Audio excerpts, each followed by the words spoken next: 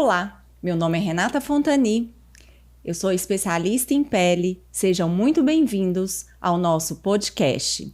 Hoje nós vamos conversar com o Dr. Ricardo Moreira, dermatologista, sobre acne da mulher adulta. Você já passou da adolescência, mas a acne ainda não passou? Vamos aprender o que a gente precisa fazer? Então, Dr. Ricardo. Ei, Renata, tudo bem? Tudo ótimo. Renata, essa queixa de acne é muito frequente nos consultórios de dermatologia. E aquilo que é esperado é que a partir do momento que a pessoa entra na idade adulta, que a acne tenda a reduzir ou a desaparecer na maior parte das pessoas. E pontualmente aparece uma lesão ou outra. Mas existe um tipo de acne específico que dura muito mais tempo do que isso, que é o que a gente chama de acne da mulher adulta, que é aquela acne que pode começar na adolescência e continuar depois dos 23 anos de idade nas mulheres, ou pode até mesmo ter tido uma acne mais tranquila na adolescência e depois, na idade adulta, ela começar a se manifestar com mais frequência. E essa acne, doutor Ricardo, ela é hormonal? Ela é por conta de alguma alimentação errada? Como que essa mulher ela faz para diagnosticar que essa acne é uma acne da mulher adulta? Sim, existem vários tipos de acne distintos, né? Assim, aquela acne da adolescência é a acne clássica, que pode acometer tanto homens quanto mulheres e que são mais comuns no início aí da adolescência e tendem a desaparecer. Por conta da alteração hormonal? Por causa da alteração hormonal mesmo que existe nessa faixa etária, que muda um pouco até a oleosidade do próprio organismo, a produção de sebo, e faz com que a pessoa tenha uma predisposição maior até a acne. Que ajuda, né, na proliferação da acne. Né? Isso. Você tem alguns tipos de acne que são associadas a medicamentos, a algumas substâncias químicas. Você tem uma acne que é associado ao aumento de umidade, por exemplo, da própria pele. A gente viu muito isso, por exemplo, no Covid. Aquelas pessoas que ficavam de máscara muito tempo tinham mais acne do que a população geral. Principalmente onde tinha o contato com a acne, né? Nós atendemos muito na clínica esses casos específicos onde a máscara pegava. Sim, você aumenta a umidade, você aumenta a produção de sebo, aumenta a condição ali de temperatura e acaba predispondo. E dentre essas todas, existe uma entidade clínica que é o que a gente chama de acne da mulher adulta. Que é essa que eu falei, que geralmente mantém nas mulheres após os 23 anos de idade, que era uma faixa que era para ter desaparecido já. E hoje o que a gente sabe é que essas mulheres que têm a acne da mulher adulta, elas têm mais receptores, vamos dizer assim, hormonais no folículo piloso e na parte da glândula sebácea em si, e aí elas acabam produzindo um pouco mais de sebo, formando mais comedos, formando mais acne. Em especial, ela se manifesta por acne nessa região, que é na região da parte da mandíbula e do pescoço. Então é muito comum a pessoa falar, quando eu era jovem eu tinha muita espinha na testa, eu tinha lesões de acne no nariz, no rosto, hoje não tem mais. Mas em compensação, essa região perto do pescoço nunca para de dar. E sempre recorre, sempre tem alguma, e tem alguma que fica mais vermelhinha, e acaba manchando muito também. Então às vezes você vê que a pessoa tem várias manchas escuras e percoradas por causa dessas acnes nessa região. Com a idade também, né, Ricardo? Um adolescente, quando ele mancha, é muito mais fácil para o organismo esse clareamento do que quando a pessoa já é mais velha, né? Ela demora mais para clarear desses processos inflamatórios, né? Muito mais. Outra coisa que tem é que a maioria das mulheres que têm a acne da mulher adulta, elas têm uma pele que é mais sensível. Então, nem tudo aquilo que você usa para um adolescente, você consegue usar nas mulheres adultas, porque ela não tolera a medicação. Às vezes um ácido, às vezes um produto que você usa muito bem no adolescente, na mulher adulta, se você usa, ela fica muito vermelha, a pele fica muito irritada, ela não tolera usar todos os dias, porque a pele é uma pele geralmente mais sensível, mais delicada. Né? E alguns problemas como ovário policístico, tem alguma correlação com essa acne da mulher adulta ou não? É diferente? Toda vez que a gente vê uma mulher que mantém acne, né, assim, depois aí na entrada da idade adulta e não só na adolescência, a principal coisa que você vai ter que pensar tem alguma causa de doença específica, que existe tratamento específico que você teria que atuar, ou é uma acne da mulher adulta dessa que é mais tranquila.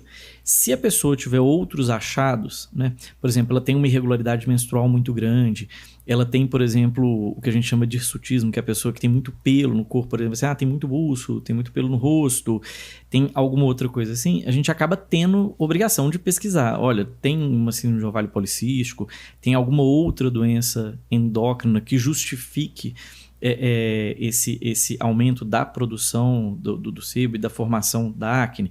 Então, isso é importante para o diagnóstico diferencial. Se tiver um ovário policístico, se tiver alguma outra alteração hormonal, a pessoa vai ter que tratar essa alteração hormonal ou o ovário policístico.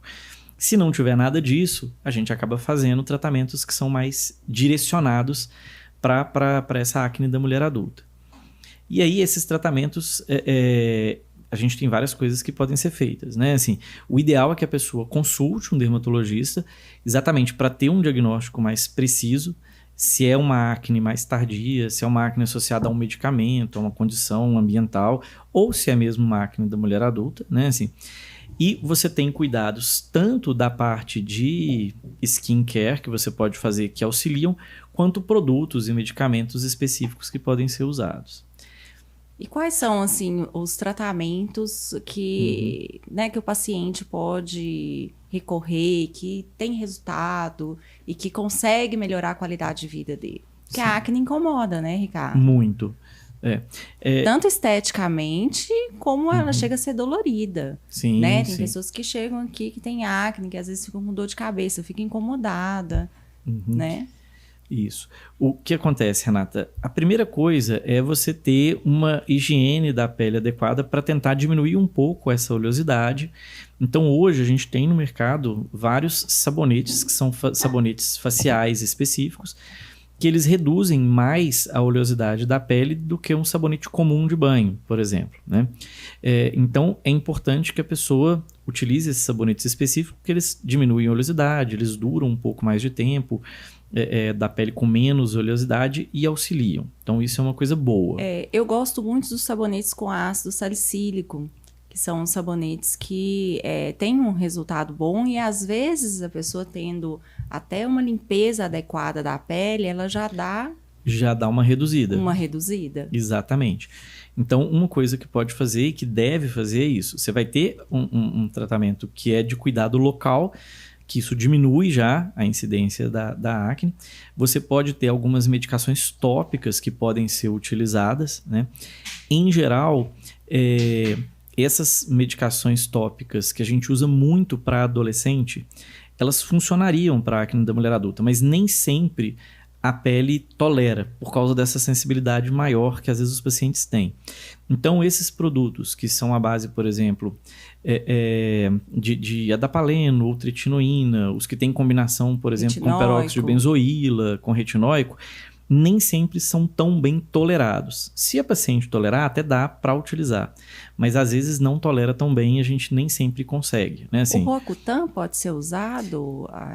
Pode ser usado, mas ele não é a primeira escolha para acne da mulher adulta, né? Assim, em algumas situações a gente até usa, mas geralmente tem coisas que respondem melhor, né? Assim, de medicação oral. Vamos falar um pouco dos tópicos e a gente passa para os medicamentos também de uso oral, né?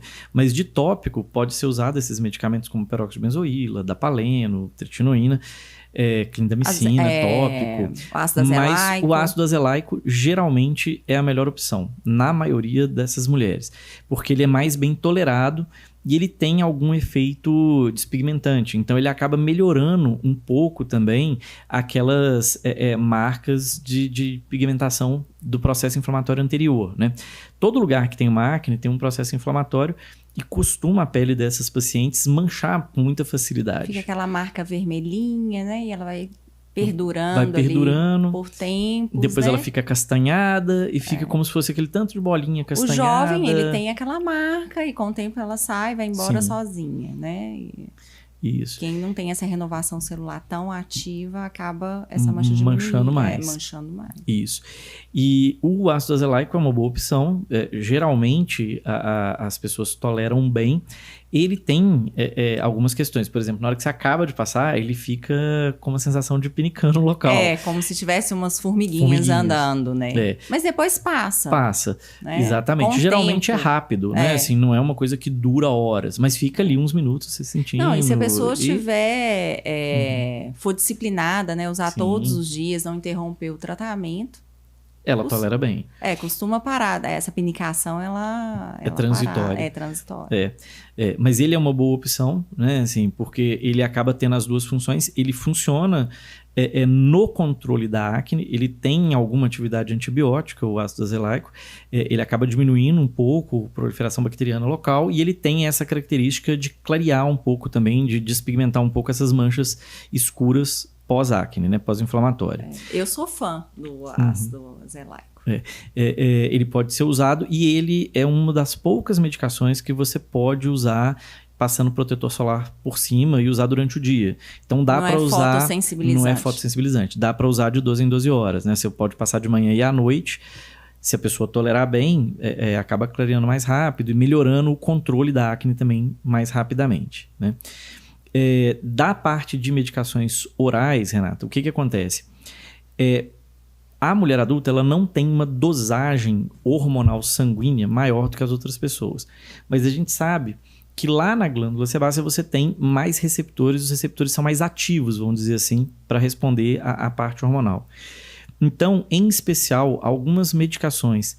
Eles se ligam com mais facilidade. Com mais facilidade. E tem uma resposta maior, né? Se você dosar no sangue, é igual ao de todo mundo. Mas localmente, em especial nessa região de pescoço e de mandíbula, as glândulas sebáceas dessa região respondem mais, vamos dizer assim, e tem mais receptores do que nas outras pessoas, né? Para essa questão hormonal.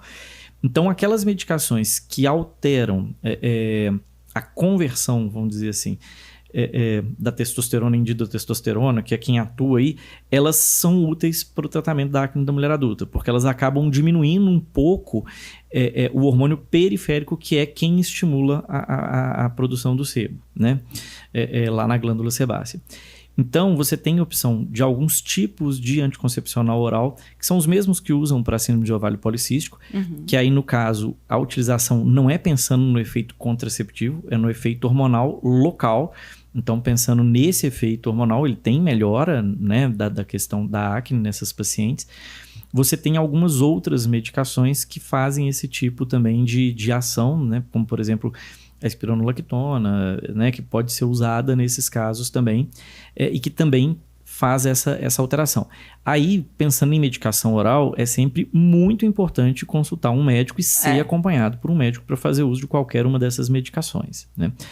Mas a resposta com essas medicações... Esse uso, Ricardo, ele é contínuo ou ele é um tratamento e o paciente vai parar de tomar, ou é um uso contínuo? Renata, a pessoa tem uma tendência genética do próprio organismo a manter a acne por um tempo longo. Em geral, o que a gente faz é usar durante um tempo razoável a medicação. Não vai ser um mesinho, vai ser um tempo um pouco mais prolongado do que isso. Geralmente usa pelo menos uns 6 meses, um tempo um pouco maior até. Se a pessoa fica muito bem controlada, depois de um tempo a gente tenta reduzir e retirar a medicação oral e tentar fazer o controle só com medicação tópica, né? Muitas pacientes ficam um tempão sem ter de novo. Pontualmente tem gente que fica anos sem ter, depois volta a ter. Se voltar a ter, você pode usar a medicação de novo, que vai ter uma boa resposta novamente, né? Assim, e você consegue fazer um controle também associando a medicação oral com os medicamentos tópicos. E a limpeza de pele é uma opção de tratamento? Ela é usada em conjunto? Ou depois, como manutenção, ela é interessante? É interessante como um tratamento complementar, sim, Renata. Assim, se você faz uma limpeza de pele adequada, se você faz uma retirada dos comedos, você acaba diminuindo as lesões de acne um pouco e controlando a acne, também. Né? Exatamente. O peeling, né? Sim. E de tratamento complementar, a gente pode fazer a limpeza de pele, que é uma complementação interessante e importante. Você pode fazer alguns tipos de peeling, em especial os peelings que tem na formulação ácido salicílico. Eles auxiliam no controle de acne, então é uma opção para esses pacientes. Não dá para fazer peelings muito fortes, porque a pele é sensível, mas com ácido salicílico é uma boa opção e ajuda sim no controle, né? Ajuda a melhorar mais rápido, a ter um resultado melhor da pele também, né? Sim, e em geral, esse controle com esse tipo de medicação, como a gente tinha falado oral, tem uma resposta até melhor do que, por exemplo, o Rocutan, que você tinha perguntado. Uhum. Em alguns casos a gente até usa, mas a resposta geralmente é melhor com essas outras medicações que eu falei do que com o Rocutan propriamente dito. E o antibiótico para esses casos? Existem alguns antibióticos que podem ser usados, antibióticos orais, né, que podem ser utilizados no tratamento de acne. Alguns deles têm algum efeito em cima da bactéria que coloniza o folículo piloso e ajuda no processo de sebogênese. Alguns antibióticos têm um efeito que é modulador para a pele. Então o efeito não é não é somente no controle da bactéria, mas também no controle, digamos assim, da imunidade local. Esses ciclos de antibiótico também podem ser úteis. Então, consultando um médico, a gente pode fazer isso. Às vezes o paciente faz quando tem um quadro muito exagerado, ou tem, por exemplo, muita lesão inflamatória, porque às vezes a pessoa tem muita lesão cicatricial, tem muita mancha e pouca lesão em atividade. Então, muito comedão, que não está muito inflamado. Né? Agora, quando é muito inflamatório, tem muita lesão inflamada, muita lesão avermelhada, esses antibióticos que têm ação anti-inflamatória e ação antibiótica na mesma medicação têm um efeito muito bom, e às vezes a gente faz ciclos mesmo de antibióticos, são ciclos mais prolongados, porque aí a gente está mirando muito mais no efeito imunomodulador, vamos dizer assim, da inflamação, do que no efeito antibiótico propriamente dito. E costuma ter uma resposta muito boa também. E é importante dizer que a pessoa precisa procurar um profissional, né, capacitado, para diagnosticar e fazer uma linha de tratamento, né? Porque às vezes as pessoas ficam tentando tratar sozinha, né? Se automedicar, e muitas vezes não consegue chegar no resultado, né, da eliminação da acne. Né? Exato. O que eu vejo muito, Renata, é assim, hoje, aqui no Brasil, a gente vê muitas pessoas fazendo tratamento estético com vários profissionais distintos, né? Assim, e uma das coisas mais importantes na medicina e na área da saúde é você ter um diagnóstico correto para que você possa tratar a causa do problema. E não só colocar pano quente em todas as coisas.